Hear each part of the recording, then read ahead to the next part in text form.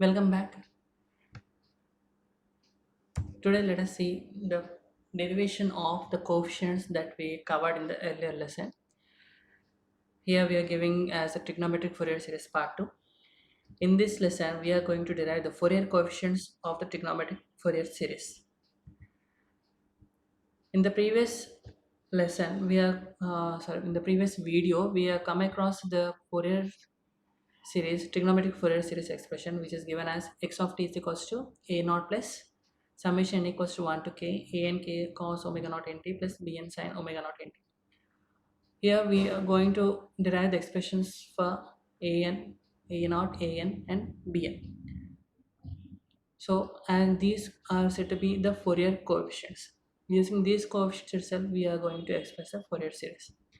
So to find a naught, as we go on, let us derive for expression a naught. So to find a naught, integrate the equation of x of t over a period t naught to t naught plus t. So by integrating with respect to this time interval, the equation can be rewritten as you can see here. Sorry, here the n equals to 1 to infinity, the expression must be. So in the next expression, we can see that summation value is correct. Whereas in the previous one, it is not changed, it is given as k, it must be infinity value. Okay. Okay, let us go in with the slide. So by integrating with over interval for t naught to t naught plus t, the expression has been rewritten. From this expression, we can conclude few points here. Here the expression for an interval of cos n omega naught t and with an integral of sin n omega naught t, these two terms will be 0 as their net areas of sinusoids but of a, over with a now particular period will be a 0. Okay, these conditions must be these conditions exist for an when we integrate with t naught plus t time. Okay, as with when we consider integral with some certain period, the value of this cos or either sine, those resultant area will always be a 0. Hence the resultant term that will be remaining will be only a naught t. So the final expression can be given as integral t naught to t naught plus t x of t dt equals to a naught t, or a naught can be directly given as 1 by t integral t naught to t naught plus t x of t dt. Next we need to evaluate an and bn values. So before evaluating an and bn, we need to have some conditions that are already discussed with respect to orthogonal functions or orthogonal vectors or orthogonal signals. So according to that orthogonal condition parameter, we are considering here with respect to cos term, sine term, and combination of both sine and cos. Okay, when this cos two terms, cos n omega naught t and cos m omega naught t, will be 0 when m not equals to n, satisfying the orthogonal condition, and when they are equal but not 0, it is equals to t by 2. And similarly sine term, and coming to the combination of sine and cos, it will always be 0 for all values of m and n. So you need to remember these four equations, and in the previous slide you please consider this as equation 1. Okay, so let us evaluate or let us see how a suffix n can be evaluated. So for solving this a suffix n, multiply the equation x of t with cos m omega naught t and integrate over one period. Means the integral parameter is considered with the same time interval, that is t naught to t naught plus t.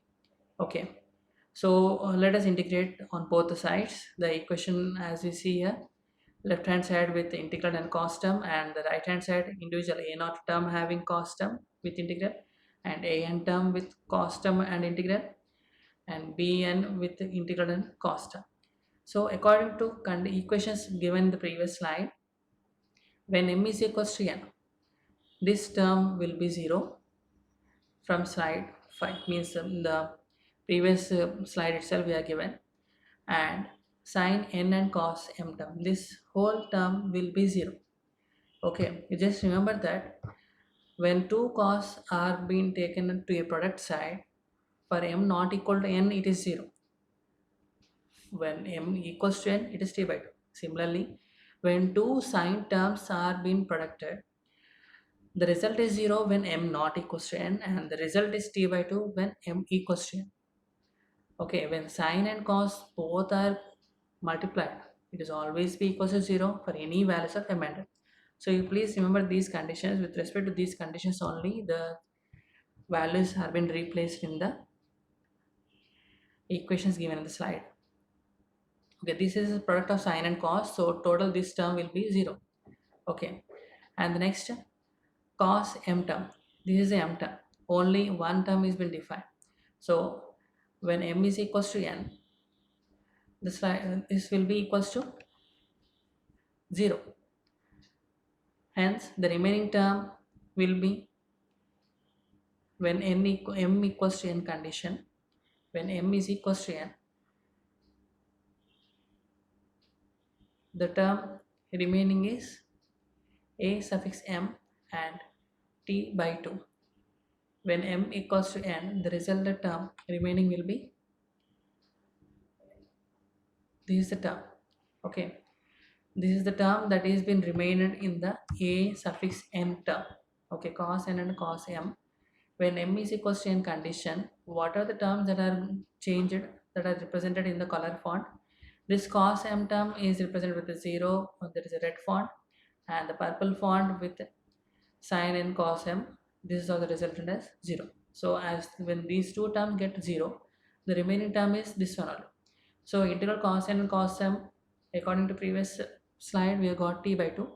So for m equals to n, so substitute m wherever you get n. So replace n with m, that will become am a suffix m, and the left hand side cos m as it is, and am into t by 2. T by 2 is the resultant obtained due to integral condition matching from the previous slide. So from equation to in previous slide. So that will be our am term. Next, am can be written as, from the previous slide, am taken to left hand side and the remaining expression the right hand side. Am can be given as 2 by t times integral over time period x of t into cos m omega naught t dt. Or if I rewrite with the n term, a suffix n can also be written as 2 by t integral over time period x of t into cos n omega naught t dt. This is how a n is been obtained. Similarly, if you want to solve for bn, so for bn same, but here we need to multiply with a sin m term. Only that is the difference. Sin m term is been multiplied over an integral, with an integral over one period. So same expression, a naught term, an term and bn term. Bn term will be consisting of sin n and sin m term. An term consisting of cos n and sin m term, and a naught consisting of only sin m term.